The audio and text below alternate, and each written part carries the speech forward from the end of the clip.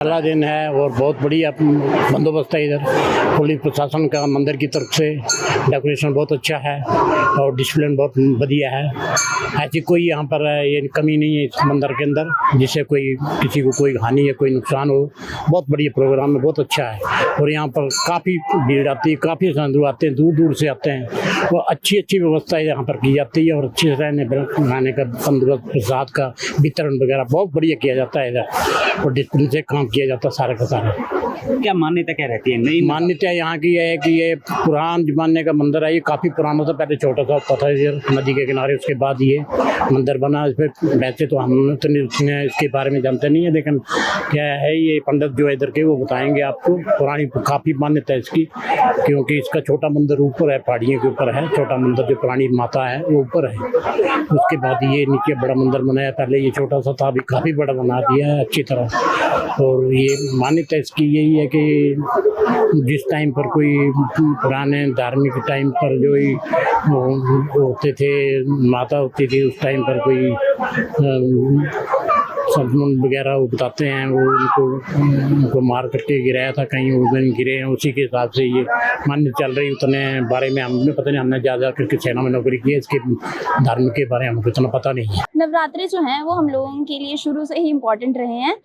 मैं तो बचपन से ही माँ में बहुत बिलीव करती हूँ और मैं आज नवरात्रों में स्पेशली इसलिए आई हूँ कि मेरे पिताजी जो हैं वो थोड़े बीमार हैं और मैं माँ से यही मनोकामना करती हूँ कि वो आने वाले समय में ठीक हो जाएं और माँ हम पे अपना आशीर्वाद बनाए रखें, रिद्धि सिद्धि प्रदान करें हमें। और हिमाचल में जो इतना कुछ हुआ है वो सब लोगों को जो है वो अपना आशीर्वाद दें।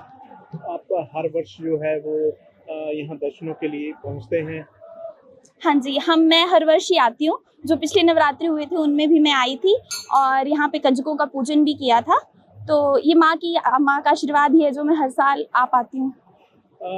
यदि बात की जाए तो हर किसी के लिए महत्वपूर्ण होते हैं और लोग मुख्यतः नवरात्रों में जो है वो व्रत भी करते हैं, आप भी करते होंगे।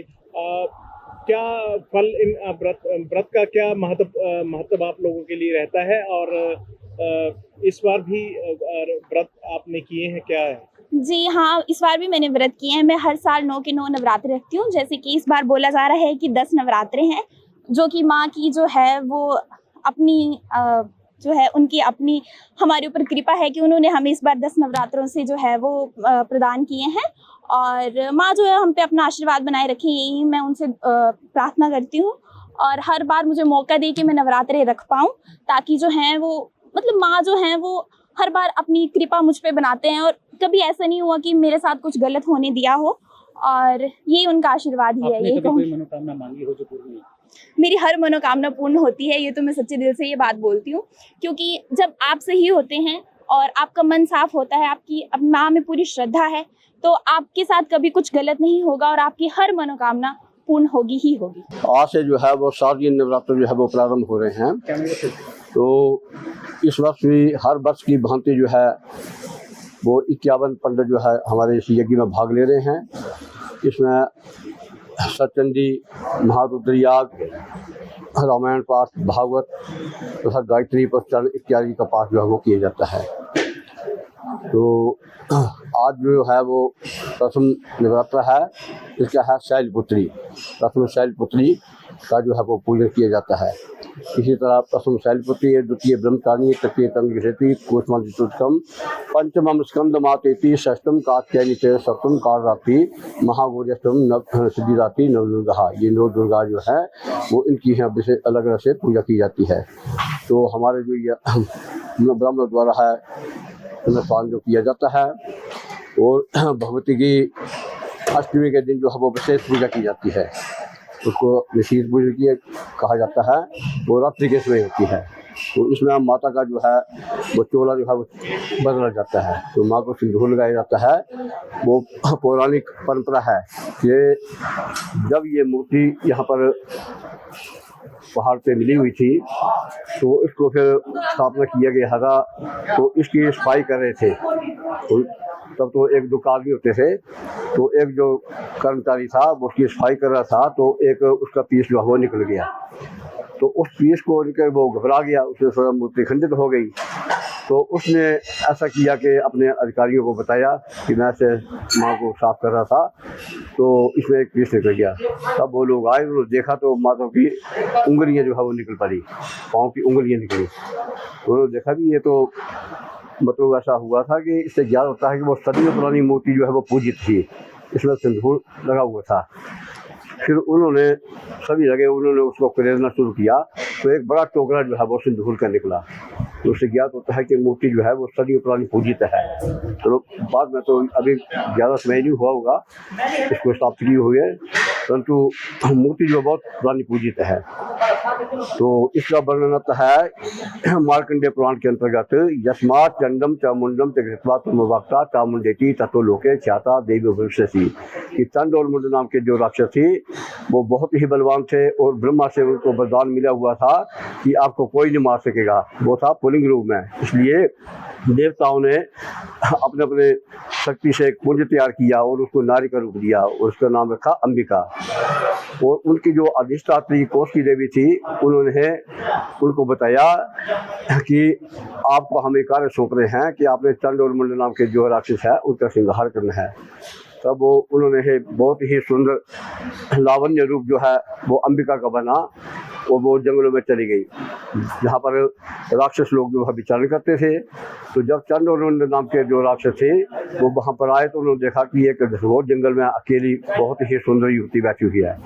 तो उन्होंने अपने राजा शुंभ निशुंभ को बताया कि हे राजन, आपने एक बहुत ही अद्भुत सुंदर चीज़ देखी है, वो आपके पटरानी बनने के योग्य है, आप आदेश दें तो हम उनको ले आए।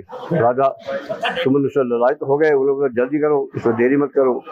और फिर वो चले आए, उन्होंने माता से संवाद किया। तो माता ने एक जिद की कि जो मुझे युद्ध में हराएगा उनसे मैं शादी करूँगी। और वो बात चल रही, उन्होंने कहा कि हम तो बहुत बलवान है, दूसरा हमें वरदान भी मिला हुआ है, तो आप तो जो है एक अबला है, स्त्री है, स्त्री को अबला कहते हैं, स्त्री कमज़ोर है, तो आप हमारा ऐसे मुकाबला कैसे कर सकती हो, मान जाओ, हट मत करो। तब तू स्त्री हट था, उन्होंने बोला नहीं मैं ऐसे युद्ध कर को। तब उससे युद्ध हुआ और उन्होंने उनका संहार किया, तब से जाकर के चामुंडा नाम बना। पंडित जी, कितने बजे से जो श्रद्धालुओं के लिए मंदिर के कपाट खुल रहे हैं और क्या व्यवस्थाएं जो है नवरात्रों के दौरान विशेष तौर से यहाँ की? आप जो है ना 5 बजे से अभी सुबह चला हुआ है, पुराने समय जो हमारा 5 बजे का, उसी समय से हम मंदिर खोलते हैं और रात्रि 9:30-10 बजे तक जो है इसका बाकी जो श्रद्धालु आते हैं उनको बारी बारी ढंग से दर्शन करवाते हैं, सभी उनकी जो व्यवस्था उनकी वो पूरी करते हैं। मेरा नाम सोनू जायसवाल है, मैं पालमपुर से आया हूँ। तो नवरात्रों की शुरुआत हो चुकी है, आज पहला नवरात्रा है, क्या मनोकामना लेकर आए हैं और क्या कुछ मनोकामना की है आपने?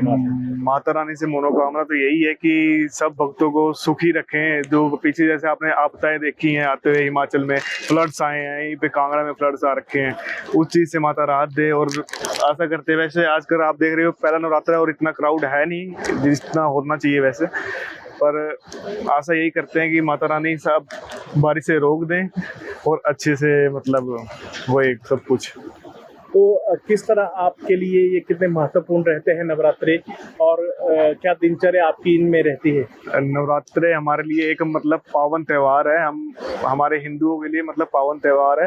और हम हर साल वैसे कि नवरात्रों में हम फर्स्ट और लास्ट आते ही आते हैं, और कोशिश ये रहती है हमारी कि हम हर डेली जो 9 दिन के नवरात्रे होते हैं हम डेली के डेली यहाँ पे आएँ।